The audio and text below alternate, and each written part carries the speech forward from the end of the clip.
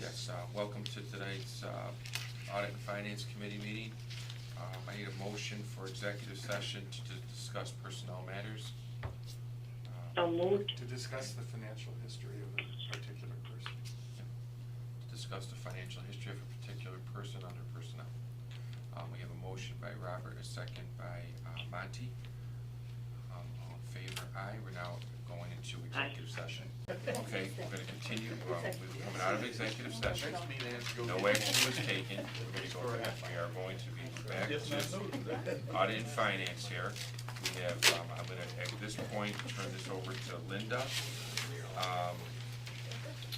Going to talk to us about our financial reports ending August 31st, 2021. That was my 25th wedding anniversary, so I like that date.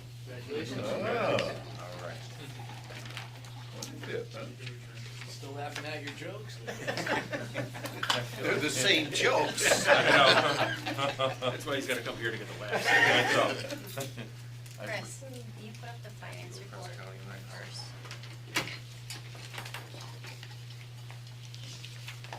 And just go right to the revenue expenditures. Thanks for my coffee. You're welcome.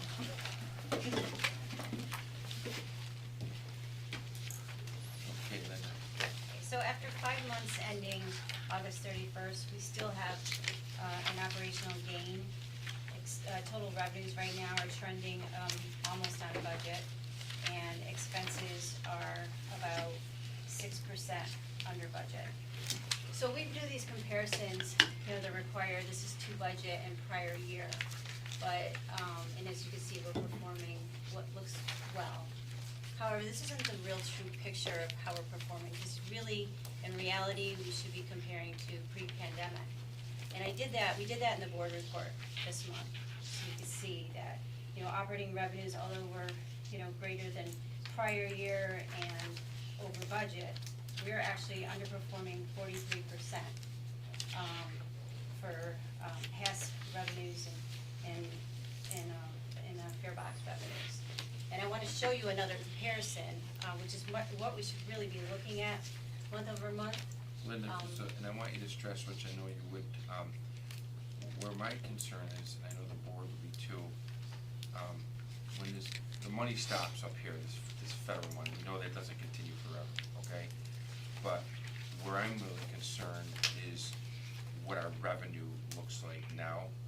Compared to pre-pandemic, Correct, yes. yeah. It's exactly where we're going to, if you want to go to that other spreadsheet, Christopher. What we like to see is we created this comparison, which is taking current year, fiscal year 22, and comparing it to pandemic and pre-pandemic and all the way to fiscal year 19. So as you can see here, with the revenues current, this is just 5 months ending for all fiscal years. How we are 35%, the variance between pre-pandemic and current year, we're 35% under in our operating revenues. When you look at the expenditures, the variances in the typical categories like healthcare, workers' comp, pension, those are very, very extreme. But overall, expenses are just 3% over the pre-pandemic. When you scroll down to the non-operating revenues, this is the real true story. We're 35% down in revenues, but we're only 26% up in the federal assistance, or overall subsidies, I should say.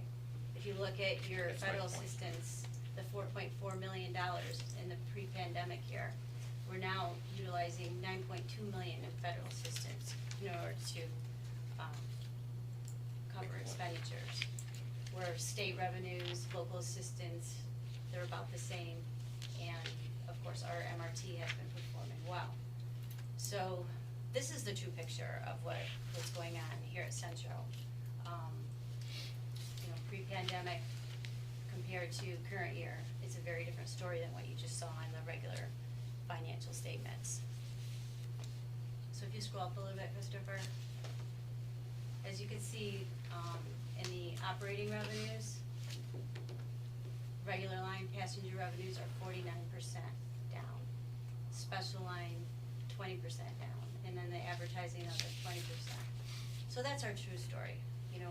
With these revenues being down, The only thing keeping us going is the federal assistance that we receive, which will carry us into 23, 24, but eventually that runs out. If you scroll down again, Christopher. And then we're gonna be back to the pre-pandemic levels where we only have about $4 million in federal assistance.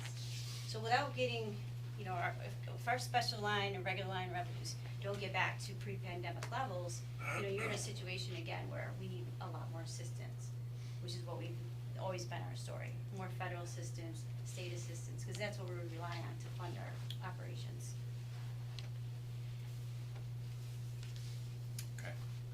Questions on anything? On that There's piece only of other, it? could you go back one more time to our financial statements for August? I just wanna point out a couple line items too. Scroll up, thank you. Keep going. There you go.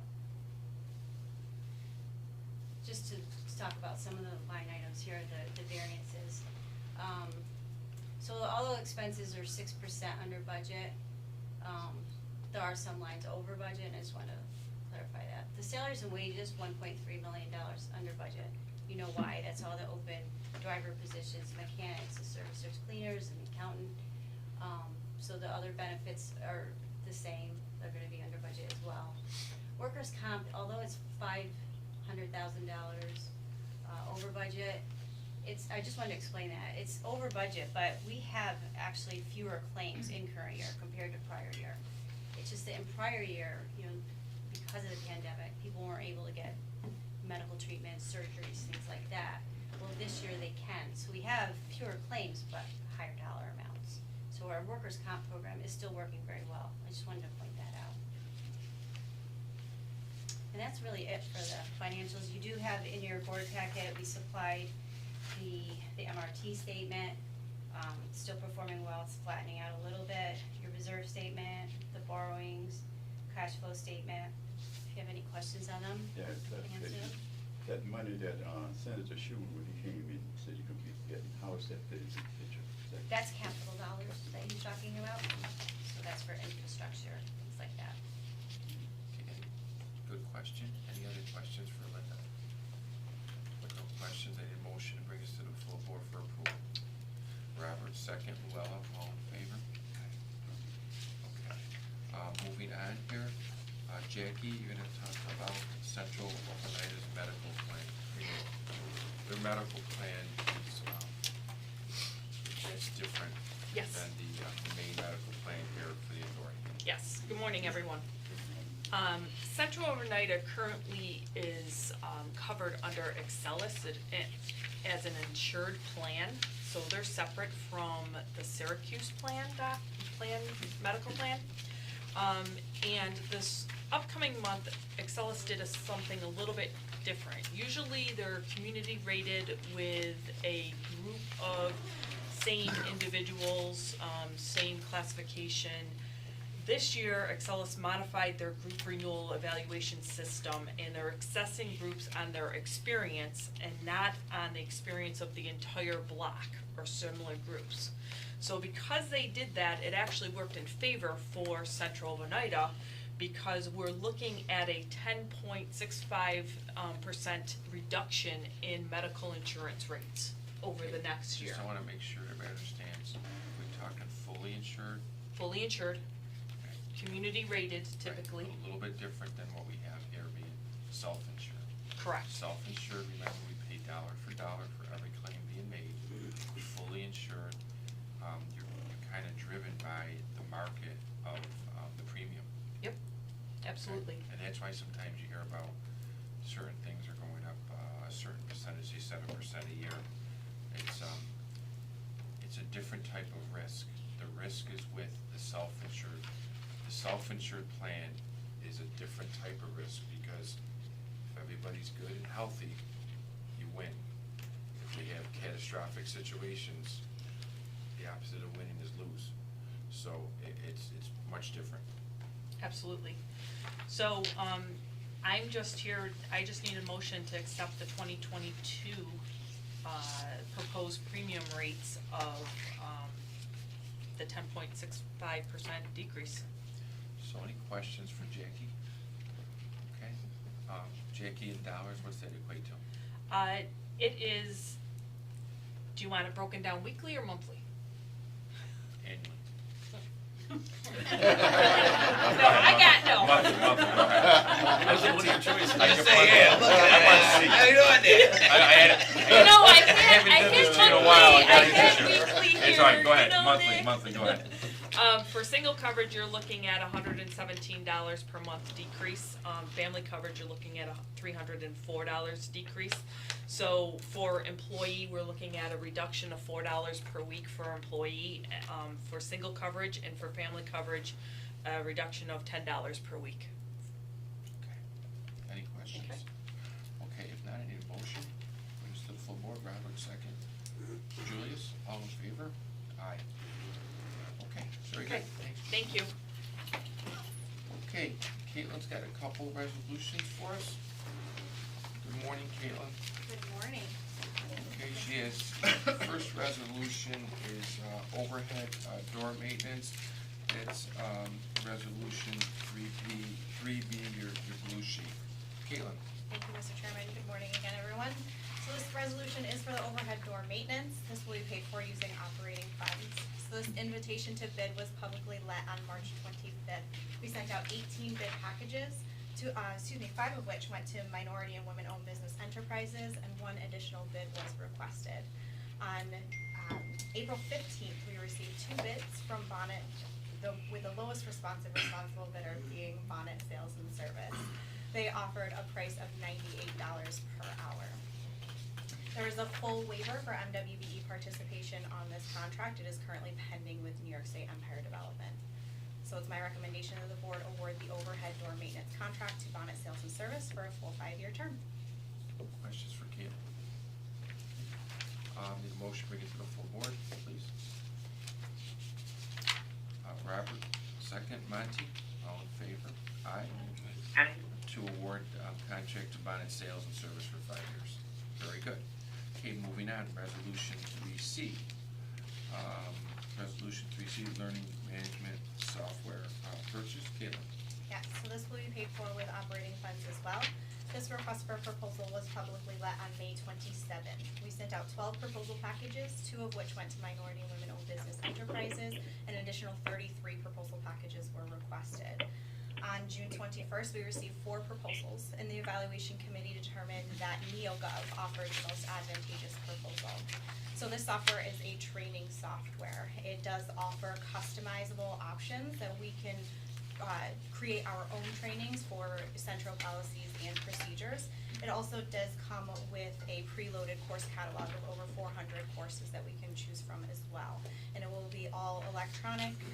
The managers can assign trainings to their employees and then track their employees' progress throughout those trainings as well. So NeoGov offered a price for implementation in the first year of licenses of $31,002. So it's my recommendation that the board award the learning management software to NeoGov. You know, I'll tell you something, there's quite a gap there. Yes. I don't know if people Yes. noticed that. Wow. Yes, there is. So actually, one of the higher firms was actually a third-party consultant, so that's the reason why their pricing was so Gotcha. high. Yes. I knew you'd have the answer, Yeah. no problem. Okay, folks, any other questions? Good job with this, because this was, seemed like it was all over the place. Yeah. Okay, any questions for Caitlin? Need a motion to bring it to the full board for approval. Neil, second. Tony? All in favor? Aye. Aye, okay. Moving on, Darlene, how you doing, okay? I'm doing great, thank you. Okay, making sure. Okay, resolution 3D, Tara's got the next 2.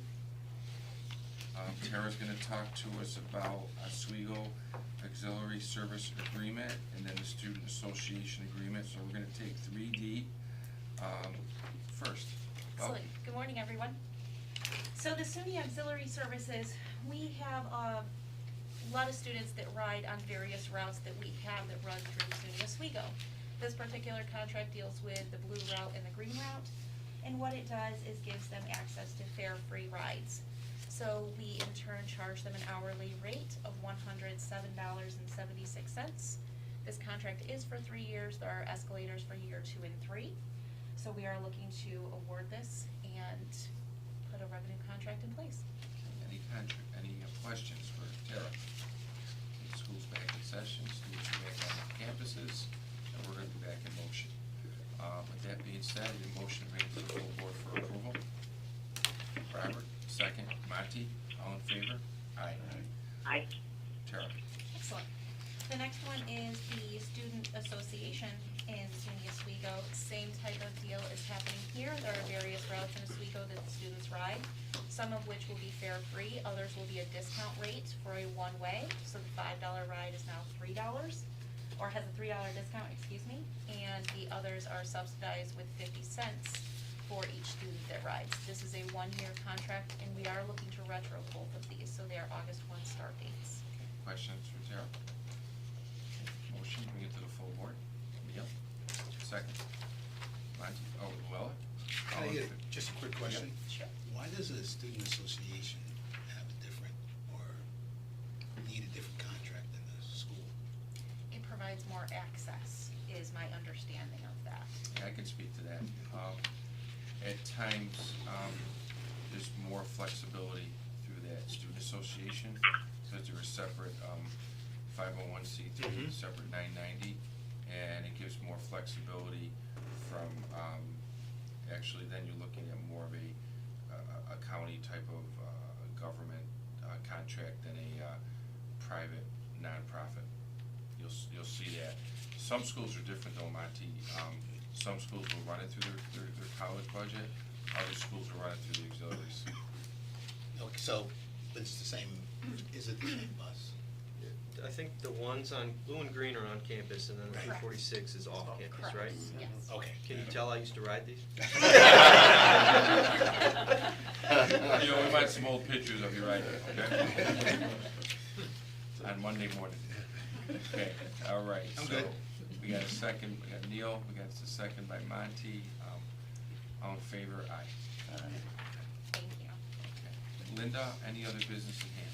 No, that completes our report. Okay, nice job with the finance group. At this point, we're adjourning this